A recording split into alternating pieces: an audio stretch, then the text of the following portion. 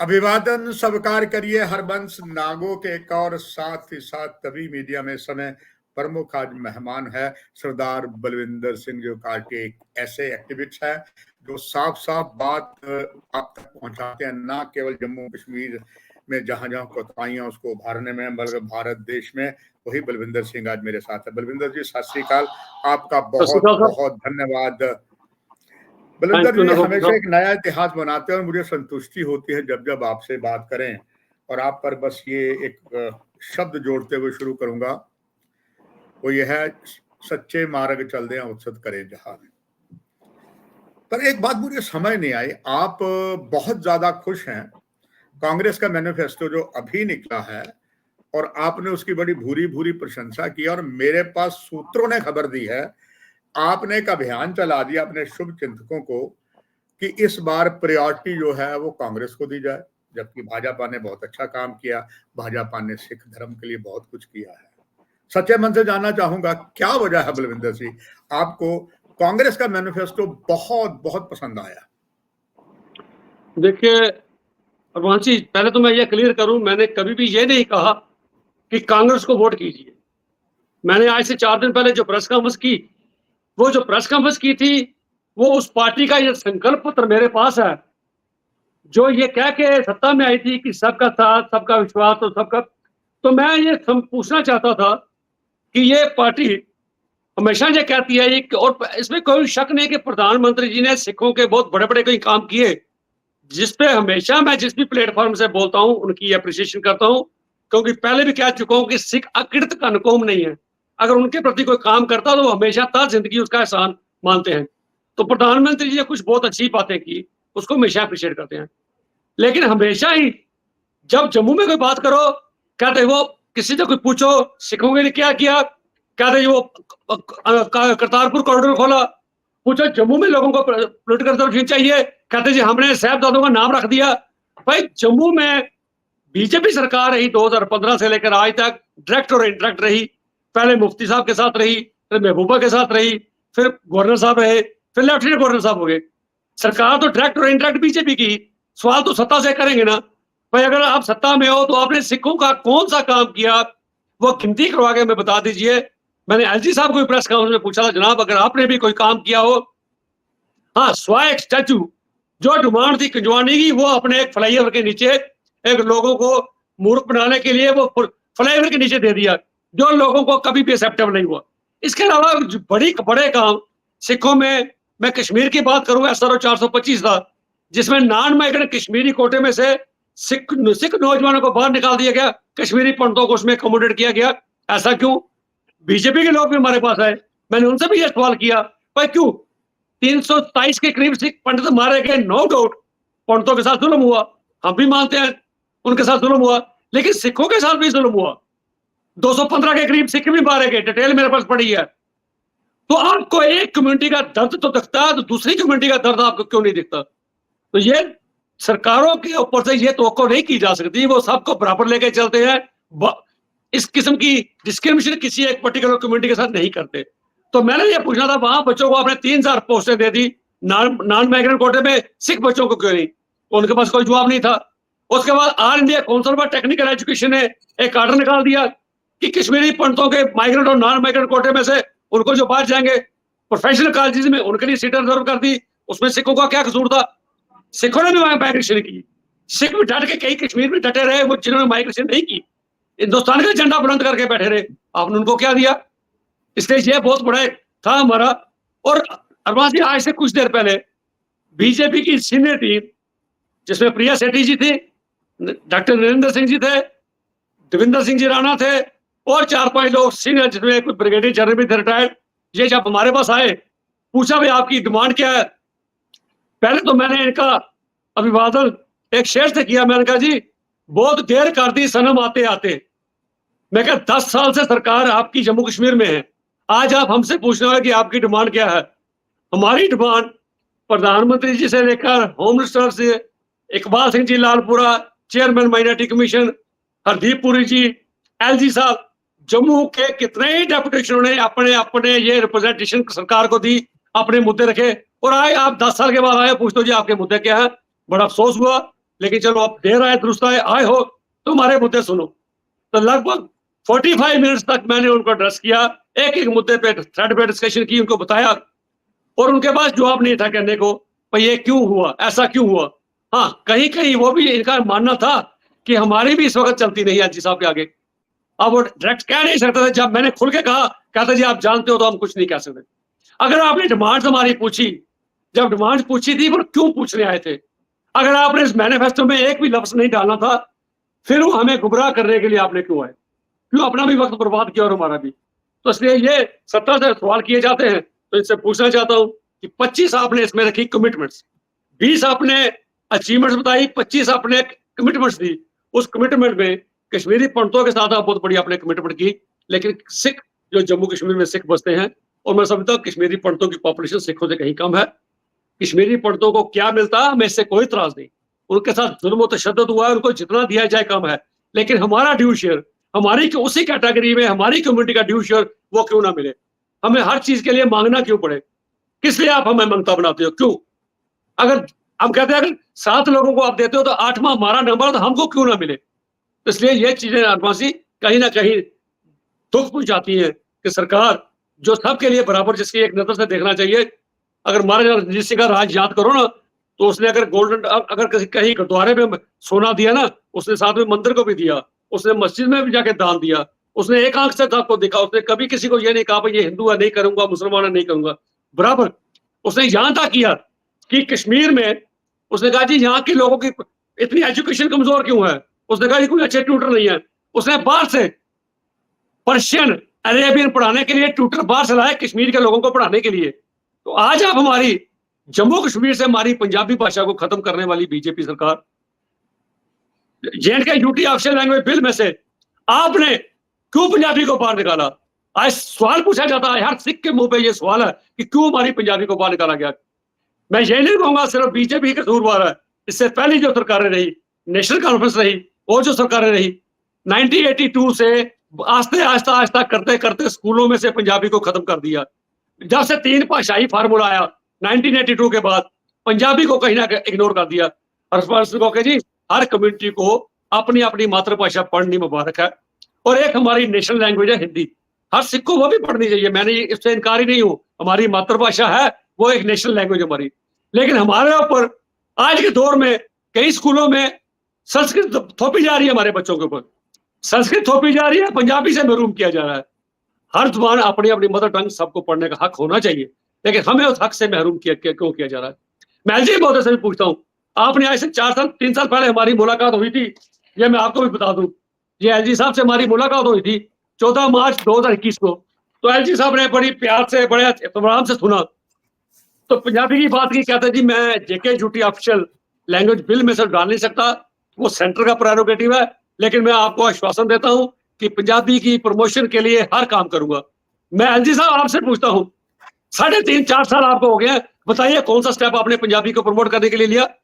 हाँ हरपाल जी, एक चीज और याद आ गई, मैं एलजी साहब ने सिखों को खुश करने के लिए, शायद ये ना लगे कि एलजी साहब सिखों के हितैषी नहीं है, उन्होंने 2021 में गुरु नानक चेयर, जो बड़ी देर से लोगों की डिमांड थी गुरु नानक चेयर यूनिवर्सिटी में स्टेब्लिश करने की, तो उन्होंने वो चेयर 2000, उसकी डेट भी बता दूं, फरवरी 2019 को एक ऑर्डर निकला कि यहां पर चेयर स्टेब्लिश की जाएगी। 2019 में ये चेयर स्टेब्लिश की गई, उसके डॉक्यूमेंट्स मेरे पास पड़े हैं। मैंने अभी पूछा, आरटी लगा के ये तो पूछे कि आपने पंजाबी को प्रमोट करने के लिए या अगर चेयर स्टेब्लिश की थी उसके ऊपर आपने क्या काम किया? और वैसे जब चेयर स्टेब्लिश की जाती है वो अच्छी शख्सियत के नाम पे की जाती है, और गुरु नानक साहब तो शायद मैं समझता हूँ दुनिया के सिखों के पहले गुरु साहब थे, और जो काम इन्होंने किया है, जो इनकी टीचिंग थी, जो इनकी, तो चेयर स्टेब्लिश करने का मकसद होता है इस शख्सियत के जो पहलू पब्लिक के सामने नहीं आए, रिसर्च स्कॉलर अपॉइंट करके वो और रिसर्च वर्क करके रिसर्च पेपर सबमिट करें, ताकि इनकी शख्सियत को अच्छे तरीके से लोगों में रखा जा सके। लेकिन एलजी साहब, कभी आपने मुड़ के दोबारा पूछा कि जो चेयर मैंने स्टेब्लिश आज से 5 साल पहले की थी उसके ऊपर क्या काम किया? मैंने पूछा, क्योंकि मेरी कौम का मसला था, मुझे पता था सरकार हमें सीरियसली नहीं लेती, सरकार सिर्फ फॉर्मेलिटी से लोगों का मुंह बंद करने के लिए ऐसी बातें कर देती है। 5 साल में सिर्फ 2.5 लाख रुपया रिलीज किया गया। 5 लाख सैंक्शन हुआ, 2.5 लाख रुपया रिलीज किया गया। लोगों के साथ आप सुन के हैरान हो गए। खर्चे में क्या था? कुछ कर्टन्स परचेज किए गए 15,000 के, विजिटिंग चेयर परचेज की थी 50,000 की, एग्जीक्यूटिव टेबल चेयर परचेज किया गया 25,000 का, वीसी साहब की विजिट हुई तो 20,000 रुपए खर्च किया गया चाय पानी पे। टोटल 1.5 लाख रुपया खर्च कर दिया गया फर्नीचर पे। आज जिस कमरे में फर्नीचर पड़ा वो कमरे में ताला लगा हुआ है, यूनिवर्सिटी जाके देखिए। तो आपने गुरु नानक साहब के पास साथ भी एक द्रोह किया। ये संगत को बताना बहुत जरूरी है कि सरकारें हमारे साथ तो करती थी। हमारी पहली पांच है, गुरु नानक साहब के साथ भी एक बहुत घिनौना मजाक किया गया। उनकी चेयर को स्टेब्लिश करके आज वहां ताले लगे हैं। फिर मैंने पूछा कितने रिसर्च स्कॉलर आपने अपॉइंट किए, नॉट ए सिंगल। मैंने पूछा कितने रिसर्च पेपर सबमिट किए गए, कोई पेपर सबमिट नहीं किया गया, क्योंकि जब रिसर्च स्कॉलर ही नहीं अपॉइंट हुआ तो पेपर कहां से सबमिट होगा? क्या हमें कौम के साथ ये मजाक नहीं है? आपने गुमराह किया कौम को। भाई हमने आपको गुरु नानक चेयर दी, कहां पर है वो चेयर? ताले लगे हुए उस चेयर पे, जाओ यूनिवर्सिटी में जाके देखिए। मेरे पास कोई वीडियोस भी मैं वहां से बना कर आया। अफसोस होता है जब सरकारें कमिटमेंट को कहती है और कोई छोटी नहीं, हाईएस्ट कॉन्स्टिट्यूशनल पोजीशन में बैठे हुए एलजी साहब इन चीजों पे ध्यान दिया करें कि कौम के जिन लोगों को जब पता चलता है तो दुख होता है कि हमारी सरकारें हमारे साथ डिस्क्रिमिनेशन क्यों करती हैं। तो ये क्योंकि हमारे मुद्दे थे, इन्होंने कोई भी मुद्दा जब पूछा गया हमने कहा जी हमारा मुद्दा है पॉलिटिकल रिजर्वेशन, जब डिलिमिटेशन की गई आपने 2 सीटें कश्मीरी पंडितों को दी। सिखों की तादाद पंडितों से कहीं ज्यादा है तो उनको 1 सीट क्यों नहीं दी जा सकती थी? उसके बाद 1 सीट जम्मू में जो पीओजे की 8 सीटें थी फ्रीज की गई उसमें 1 सीट सिख को क्यों नहीं दी जा सकती थी? क्योंकि आप देना ही नहीं चाहते। आप बिल्कुल सिखों के साथ कोई हमदर्दी नहीं रखते। सिर्फ आप अगर करना चाहते ये चीजें अपनी मैनिफेस्टो में कह सकते थे, चलो ये भी कर देते, बाद में बेशक जुमला साबित होती, जैसे पहले आपकी चीजें जुमला साबित हुई, जुमला साबित होती और दिल रखने के लिए तो कर सकते थे ना। दिल रख लेते कम्युनिटी का, देखो जी हमें आपके साथ कितनी हमदर्दी है, ये 2-3 मुद्दे हमने रखे। फिर बात करते हैं जी पीडीपी की। हमारी बात हुई पीडीपी से तो उन्होंने कहा जी अभी लेट हुए हैं, कम से कम आपकी पंजाबी को एश्योर करते हैं कि पंजाबी को मैंडेटरी किया जाएगा। उन्होंने रखा। हमारी एनसी वालों के साथ बात हुई, उनको मुद्दे लिख के भेजे, 3 मुद्दे उन्होंने भी अपने मैनिफेस्टो में डाले। करते हैं या नहीं करते हैं बात की बात है, फॉर द टाइम बिंग कम से कम उन्होंने ये तो डाला, कंसिडर किया, पर सिखों के ये मुद्दे हैं। उसके बाद जो मेरी आज के 4 दिन पहले प्रेस कॉन्फ्रेंस हुई थी, हमारा प्रेस कॉन्फ्रेंस करने का मुद्दा था भाई किसी पार्टी के प्रति कोई अपना वो करना नहीं, क्योंकि जमहूरियत में ऐसा करना शायद ठीक ना होगा। सिर्फ ये कहना भाई बीजेपी ने हमारे साथ क्या किया, इसलिए मैनिफेस्टो में हमारी कोई भी डिमांड क्यों नहीं रखी। फिर हमने शर्त यह रखी थी जो भी नेशनल और रीजनल पार्टी, चाहे वो इंडियन नेशनल कांग्रेस है और चाहे एनसी है, इनका आपस में अलायंस हुआ। हमने कहा था हमें रिटन कमिटमेंट चाहिए पब्लिकली, बंद कमरे में बैठ के नहीं। बंद कमरे में शायद मैं किसी से अपनी बात कर दूं। हमने कहा था पब्लिक डोमेन में बैठ के आप कमिटमेंट कीजिए भाई अगर हमारी पार्टी सत्ता में आती है तो हम सिखों के ये मुद्दे हल करेंगे। उसमें लोगों के साथ मेन मुद्दा हमारा पॉलिटिकल रिजर्वेशन, उसके बाद हमारी पंजाबी जुबान का, उसके बाद SRO 425 जो कश्मीर के नौजवानों को SRO 412 में से बाहर निकाला गया, SRO 425 ला गए वो। उसके बाद हमारा मुद्दा था भाई जो एक मिनट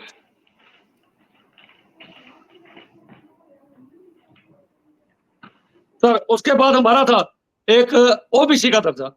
काफी देर से 3.5 साल से एक फाइल हमारी chairman socially economically backward classes के चेयरमैन के साथ पास पड़ी है। भाई हमने ये कहा था, एलजी साहब ने कहा कि अगर हम इनको SRO को बच्चों को नहीं देते तो अगर इनको ओबीसी में डाला जाता है।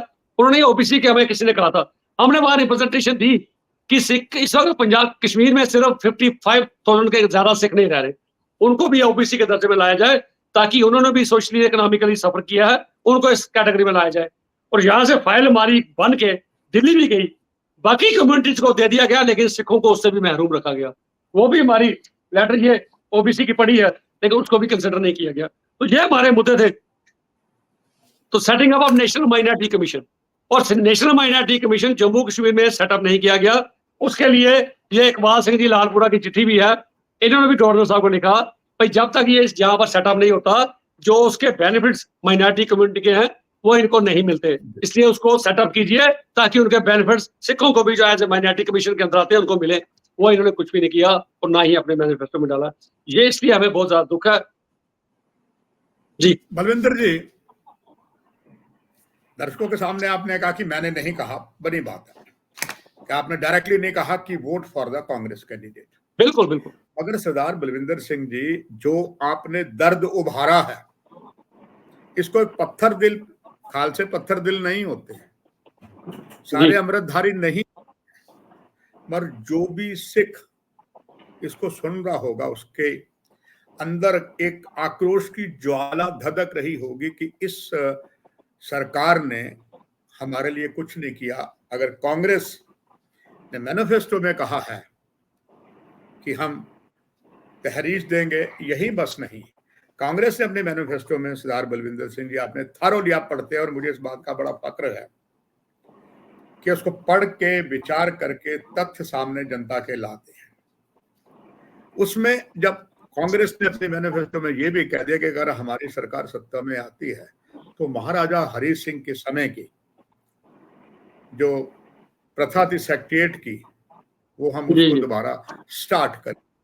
उससे बलविंदर जी, मैंने कल इस संबंध में परसों से काफी मैंने भी खोज की, आप कई बार हम दोनों कई जगहों पर गए, उन चीजों को उभारा और सरकार को बिल्कुल पर्दाफाश कर दिया कि सरकार की कथनी में करने में अंतर है। यहां तक कि जो कई ऐसे शव होते हैं वो कहते नहीं हम लकड़ी भी बचाएं, जो यहाँ पर एक्टोरियम 2 जगह था, नई सरकार ने किया, आपने उसको उभारा।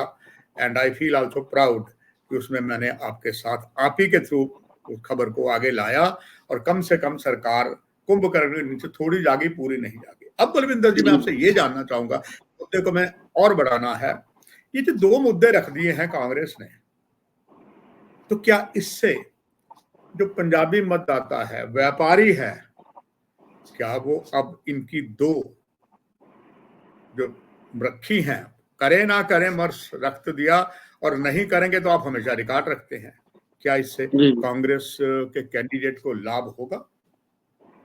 देखिए, मैं समझता हूँ मेरी प्रेस कॉन्फ्रेंस करने के बाद भी, मैं समझता हूँ जब सुंदरबनी में हमारे बीजेपी के कैंडिडेट कहीं गए गुरुद्वारा साहब में, वहां लोगों ने उनसे ये सवाल किया, भाई ये जो प्रेस कॉन्फ्रेंस जम्मू में बलविंदर सिंह ने किया, उसके बारे में आपका क्या कहना है?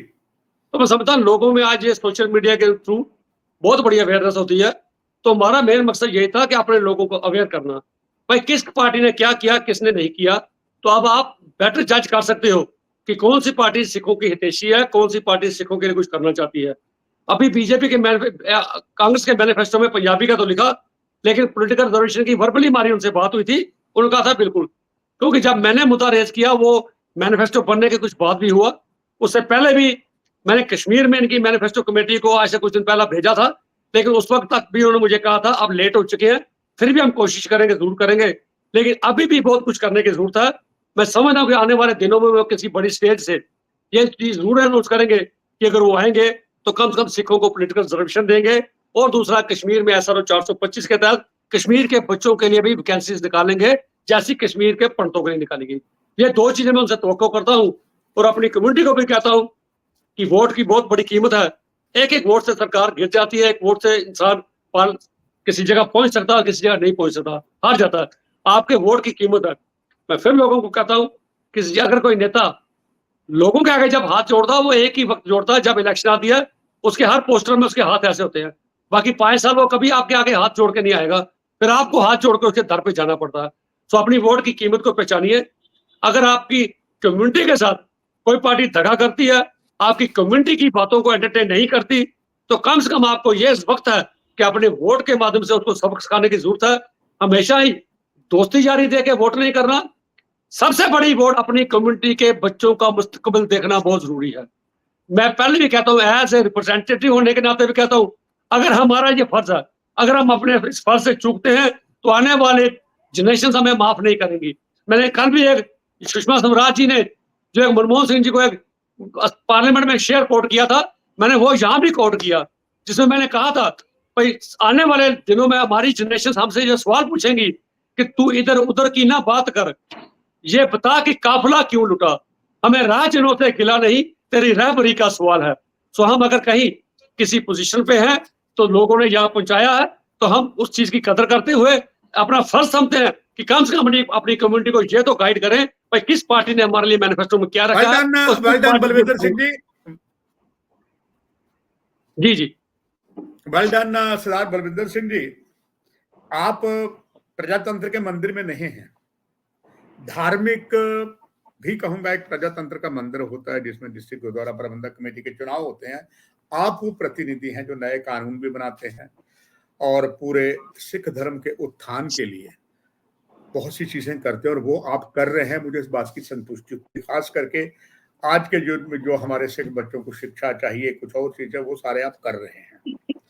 मगर एक बलविंदर जी, मैं भी कोट करता हूं, एक अखबार ने एक कॉलम शुरू किया, तय की दर्द नहीं आया, आतंकवाद के ऊपर था, तो उन्होंने कहा कि ऐसा ऐसा उस दर्द नहीं आया। आप प्रजातंत्र के मंदिर में नहीं हैं मगर इतना कुछ कर रहे हैं। मगर जो प्रजातंत्र के मंदिर में हैं और खास करके लंबे समय से भारतीय जनता पार्टी में और राष्ट्रीय स्वयं संघ के बहुत कर्मठ कार्यकर्ता हैं, नेता हैं, उनमें से सिख भी हैं। और इस समय हमारे जम्मू की दो जो शहर की सीटें हैं, जिसको दो जगह गांधीनगर को कर दिया गया, कुछ इधर बांट दिया गया, कुछ आरएसपुरा में बांट दिया गया। बलविंदर जी, वहां पर भी तो बहुत अच्छे कर्मठ कार्यकर्ता हैं जो अब चुनाव लड़ रहे हैं भाजपा के टिकट पे, और राष्ट्रीय स्वयंसेवक संघ के बहुत और तगड़े हैं, शख्सियत हैं और पदाधिकारी हैं। क्या उनसे कभी आप बात हुई? उन्होंने किसी बात को लिया नहीं, क्योंकि तभी तो लोग जो हैं सिख मतदाता नाराज है बीजेपी से। वो एक खालसा है अकेले ही जो बीजेपी से लड़ रहे हैं। चलिए शुक्र है कांग्रेस ने भी खालसा एक दिया है।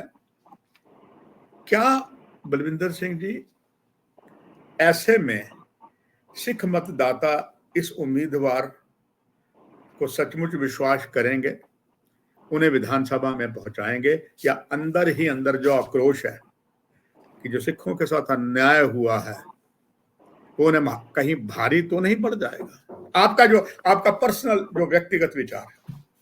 प्रभात जी, मैं आपको एक बात क्लियर करूं, पार्टियों ने सिखों को नुमाइंदगी दी है अपनी पार्टी में, सिर्फ नुमाइंदगी दी है, मैं समझता हूं उनको ताकत नहीं दी। हमें यह अफसोस रहता है कि जम्मू के स्टेट में जो सेक्रेटरी हो कौल साहब, उनकी इतनी ज्यादा पावर दी जाए कि वो एसएसपी उनकी मर्जी के बिना ना लगे, डिप्टी कमिश्नर उनकी मर्जी के बिना ना लगे, लेकिन जो सिख नुमाइंदे आपने रखे हैं वो एक पटवारी की भी ट्रांसफर ना कर सके। कहाँ एक स्टेट के सेक्रेटरी साहब और कहाँ हमारे डॉक्टर नरेंद्र सिंह जी जो सेंट्रल में सरकार के सेक्रेटरी वहां सेक्रेटरी हैं, तो उनको इतनी ताकत क्यों नहीं देगी? अगर आज से कुछ दिन पहले नरेंद्र सिंह जी हमारे पास आए थे, सरकार ने उनको ताकत भी देनी थी ना, भाई आओ जट साहब, अपनी कम्युनिटी के पास गए हो, जो उनके मुद्दे हैं आप मैनिफेस्टो में डालिए। उनके पास अगर ऐसी कोई ताकत नहीं है तो फिर मैं समझता हूं आपने उनको बलि का बकरा बना के वहां आरएसपुरा में भेज दिया। अगर किसी को खड़ा करना होता, मैंडेट देना होता नगोके साहब, उनको 2-3 साल पहले कहा जाता जाइए अपनी कम्युनिटी का काम कीजिए। आज वो डॉक्टर साहब जाते हैं तो कम्युनिटी सवाल करती है, डॉक्टर साहब अगर आपके पास ताकत, पार्टी के पद में रहते हुए आपके पास ताकत नहीं थी तो अभी आप ताकत आपको कैसे मिलेगी? अगर पार्टी चाहती तो आपको ताकत दे सकती थी, जाइए लोगों के काम कीजिए, कोई इनको ताकत नहीं देगी। मैं कहता हूं जितने हमारे कई सिख वीर हमारे जो बीजेपी में इस वक्त शामिल हैं, अंदर खाते वो भी कई जगह परेशान होते हैं। जब हम उनसे पूछते हैं भाई मैनिफेस्टो का जवाब दीजिए, वो कहते हैं जी हमारी भी समझ से बाहर है। हम भी पार्टी को बहुत बार कहते रहे ये चीजें रखिए बीच में, पर अगर फिर पार्टी आपकी नहीं सुनती तो फिर हम कैसे माने कि आप हमारे नुमाइंदे हो? हम कैसे माने कि अगर कल को आप इलेक्ट होके जाते हो तो आप वहां हमारी बात रखोगे, ना कि पार्टी की आइडियोलॉजी वहां रखोगे? अगर हमारी बात रखने का आप में दम नहीं है, पार्टी आपकी सुनती नहीं है, एसजी साहब आपकी सुनते नहीं है, स्टेट लीडरशिप आपकी सुनती नहीं, तो फिर आप किस तरीके से सिखों के मुद्दों को आगे तक पहुंचाएंगे? अगर आप मैनिफेस्टो में ही नहीं डाल सके, अगर सिखों के मुद्दे को कोई कैंडिडेट जो आपने दिया है वो मैनिफेस्टो में नहीं अपनी सिखों की डिमांड रख सका, तो आगे कैसे कोई सिख आश्वासन, कैसे विश्वास करेंगे कि वो मुद्दे हमारे आगे असेंबली तक पहुंचाएंगे? तभी पार्टी उनके ऊपर रिस्ट्रिक्शन लगा देगी, नहीं भाई खामोश रहो, ये नहीं बोलना, ऐसी बात नहीं करनी, ये मुद्दा नहीं उठाना। कैसे हम आश्वस्त हो जाए कि वो ये मुद्दे जो पॉलिटिकल कमीशन की बात करता हूं, कैसे वो दम निकालेंगे, कैसे वो हिम्मत करके असेंबली में ये बात उठाएंगे, कैसे वो कहेंगे कि ऐसा 425 अगर पंडितों के साथ हुआ तो सिखों के साथ भेदभाव क्यों किया गया? क्या वो हिम्मत रखेंगे? अभी जब बैठ के कम से कम बाहर भी पता चलता है कि उनकी ताकत कितनी है। मैं कहता हूं जितने भी सिख रखे हैं इनको ये पावरलेस है। एक बात और एग्जाम्पल दे दूं, हमारे इकबाल सिंह जी लालपुरा साहब, chairman national commission for minority आपके रबान जी उनकी कोई 17 लेटर्स RTE के अंडर मेरे पास मिली है जो उन्होंने एलजी साहब को लिखी है। तो मैं पूछता हूँ जो लेटर उन्होंने लिखी है उसके ऊपर एलजी साहब ने आज तक कितना गौर फरमाया? सो कहीं ना कहीं सरकार से हिदायतें हैं कि ये हमारे सिखों के मुखौटे हैं, इनकी बात नहीं मानी, सिर्फ दिखाने के लिए है ये सिख लीडर है, इनकी बात ग्राउंड पे नहीं कर रही। 16 लेटर एलजी लालपुरा साहब की मेरे पास पड़ी है जो हमारे कहने पे कहीं लिखी उन्होंने। एक हमारा केस है 1989 के 14 सिख मारे के, वो केस हमारा 4.5 साल से सेक्टर में पड़ा है, उनको एडिशनल कंपनसेशन देनी है। हम ये भी नहीं कहते कि उनको बाकियों से हट के दीजिए, हम कहते हैं पूरे हिंदुस्तान में जितनी जितनी कंपनसेशन दीजिए उसके मुताबिक इनको दीजिए एट पार। इनको सिर्फ 1 लाख रुपया दिया गया है। इकबाल सिंह जी बात सही है बलविंदर जी दिल नहीं करता कार्यक्रम बंद करूं मगर समय कदर दौड़ता उसको पकड़ना मुश्किल हो जाता है। बस आखिर में एक चीज और जानना चाहूंगा एज सरदार बलविंदर सिंह, एक भारतीय मतदाता, एक गुरसिख और डिस्ट्रिक्ट गुरुद्वारा प्रबंधक कमेटी में बहुत अच्छे पदाधिकारी और एक अच्छी पोस्ट पर आप बहुत कुछ कर रहे हैं। Being a voter, Jammu Kashmir की जो स्थिति बनी है, आरोप प्रत्यारोप जो समय चल रहा है और कल फर्स्ट फेज का चुनाव है, लास्ट में आपका ओपिनियन 10 साल का बाद होने वाले जम्मू कश्मीर चुनाव में आपका अनुभव क्या कहता है? कौन मेरा एक तो ये कहता है कि मैं ADR का भी एक मेंबर हूं, मैं स्वीप के कार्यों में भी काम करता रहा, लोगों को वोटर अवेयरनेस के लिए करता रहा। मैं ये मतदाता को हर को कह दूं कि आपका हर एक वोट बड़ा कीमती है, घर में मत बैठिए, कम से कम जिसे भी आप ठीक समझते हैं, जो भी योग्य उम्मीदवार आपको लगता है उसमें यह जरूर देखिएगा। मैं बार बार लोगों को कहते हैं आप बाजार से कुछ सब्जी खरीदने जाते हैं ना, वो 10 बार उस सब्जी को टटोल के देखते हैं कि ये सब्जी कैसी है, लेकिन जिसके हाथों में आप 5 साल के लिए अपनी रियासत की भागदौड़ देने जाते हैं उसमें यह जरूर देखा करें कि किस कैंडिडेट को हम देने जा रहे हैं कि आपकी को डेवलपमेंट कर सकता है कि आपके मुद्दों को रख सकते हैं। और वहां एक बात मैं फिर दोहरा दूं कि डॉक्टर नरेंद्र सिंह जी जो बीजेपी के उम्मीदवार हैं, प्रिंसिपल वो एज एन इंडिविजुअल बहुत ही अच्छे इंसान है, मेरे बहुत ही अच्छे मित्र हैं, बहुत ही अच्छे इंसान है, लेकिन पार्टी अगर उनको पावर नहीं देती उसमें कसूर शायद पार्टी का है। ऐसे हानेस्ट लोग शायद आज के दौर में मिलने बड़े कम हो, पॉलिटिशियन बड़े हानेस्ट हैं। मैं चाहता हूं कि ऐसे लोग आगे आए, लेकिन उनकी जब पावर की बात आती है तो उसमें कहीं ना कहीं फिर हमें हेजिटेशन फील होती है कि अगर अब नहीं बोल सके तो बाद में क्या बोलेंगे। बाकी इलेक्शन का दौर है, सबको अपनी मताधिकार अपनी सोच के मुताबिक करने का हक है। हमारा काम सिर्फ लोगों को बताने का क्या क्या कहाँ क्या ठीक क्या गलत हुआ। अब आगे आप फैसला कीजिए किस किस शख्स को वोट करना है। ये जरूर देखिए आने वाले दिनों में आपके बच्चों का, आपकी कौम के लोगों का, आपका सबका भविष्य इसमें मुनसर करेगा कि आप किसको लाते हैं। धन्यवाद। सच्चे मार्ग चल दे उत्सत करे जहान, ये बात आप पर भी लागू होती है और आपने बेबाकी से बात की, निष्पक्षता से बात की। बलविंदर जी आपका बहुत बहुत धन्यवाद। आगे भी बहुत समय आ गया है, संभवतः हो सकता है कि हफ्ते में 2, 3 दिन 4 आपकी जरूरत पड़े इन मुद्दों को उठाने के लिए। आपका बलविंदर जी बहुत बहुत धन्यवाद। दर्शकों आपसे नमस्कार। Thank you Balwinder ji.